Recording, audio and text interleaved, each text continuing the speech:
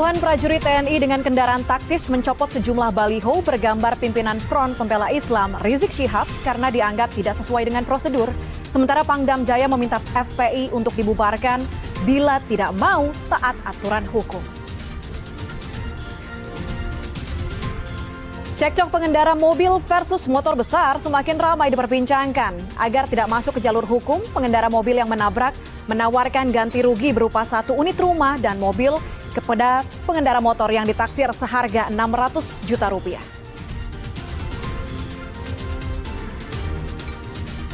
Objek wisata di Belitung seakan gak ada habisnya. Selain memiliki panorama pantai yang indah, Belitung juga menjadi salah satu hewan memiliki habitat untuk salah satu hewan langka di dunia, yakni tarsius.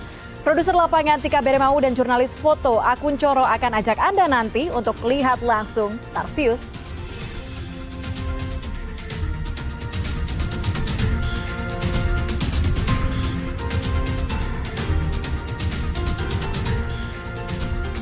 Halo, selain 3 informasi pilihan utama kami tadi, kami akan hadirkan sejumlah informasi menarik lainnya untuk Anda selama 1 jam ke depan. Anda bersama saya Prasidya Puspa. Inilah CNN Indonesia News Update.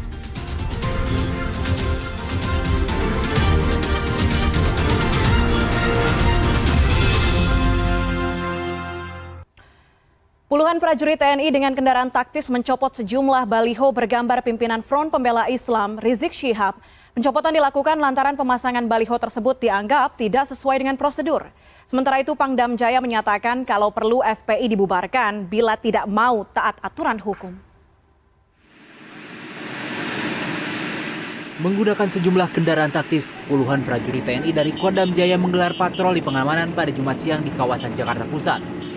Selain berpatroli, prajurit TNI juga melakukan pencopotan sejumlah baliho bergambar pimpinan Front Pembela Islam Rizik Syihab yang terpampang di sepanjang jalan. Dandim 0501 Jakarta Pusat, Kolonel Infantri Lukman Arif menyebutkan, pencopotan baliho dilakukan lantaran baliho tersebut dianggap tak sesuai prosedur. Sedikitnya 10 baliho bergambar Rizik Syihab dicopot prajurit TNI. Pencopotan baliho akan terus dilakukan bila tak sesuai prosedur.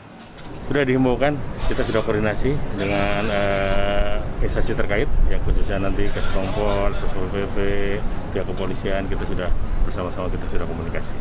Assalamualaikum warahmatullahi wabarakatuh. Terkait pencopotan spanduk atau baliho FPI, Pangdam Jaya Majen TNI Dudung Abdurrahman mengaku hal tersebut merupakan instruksi langsung dirinya.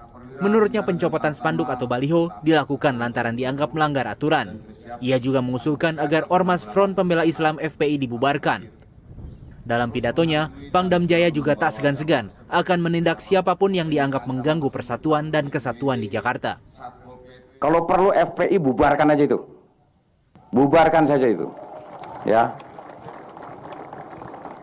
Kalau coba-coba dengan TNI, mari. Ya. Sekarang kok mereka ini seperti yang ngatur. Tak sukanya sendiri. Ingat ya. Saya katakan. Ya, itu perintah saya. Ya. Dan ini akan saya bersihkan semua. Tidak ada itu baleho-baleho. Sebelumnya video sejumlah kendaraan milik TNI melintas di Petamburan, Jakarta Pusat beredar di media sosial.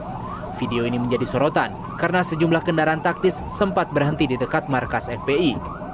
Diketahui, salah satu kendaraan ini dimiliki oleh Komando Operasi Khusus TNI atau Koopsus. Koopsus merupakan pasukan elit dari 3 matra TNI, yaitu Den 81 Kopassus, Denjaka Marinir, dan Sat Bravo Paskas.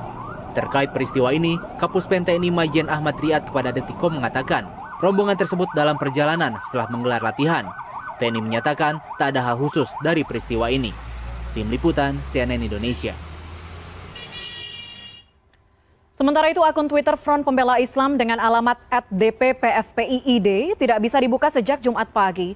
Dalam akun Twitter FPI tertulis akun tersebut sudah disuspend. Hingga Jumat sore, akun Twitter FPI masih tidak bisa diakses. Dalam keterangan Twitter, akun FPI dianggap melanggar peraturan Twitter. Seluruh percakapan di lini masa akun FPI berwarna putih dan tidak terlihat. Termasuk juga gambar profil FPI juga dihapus dan hanya berwarna abu-abu. Pihak Twitter Indonesia yang dihubungi sampai dengan saat ini tidak memberikan komentar apapun.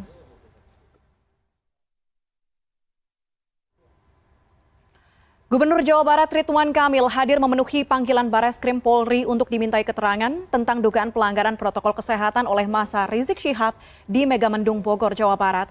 Sementara itu, polisi menunda gelar perkara dugaan pelanggaran protokol kesehatan COVID-19 dalam acara pernikahan putri Rizik Syihab.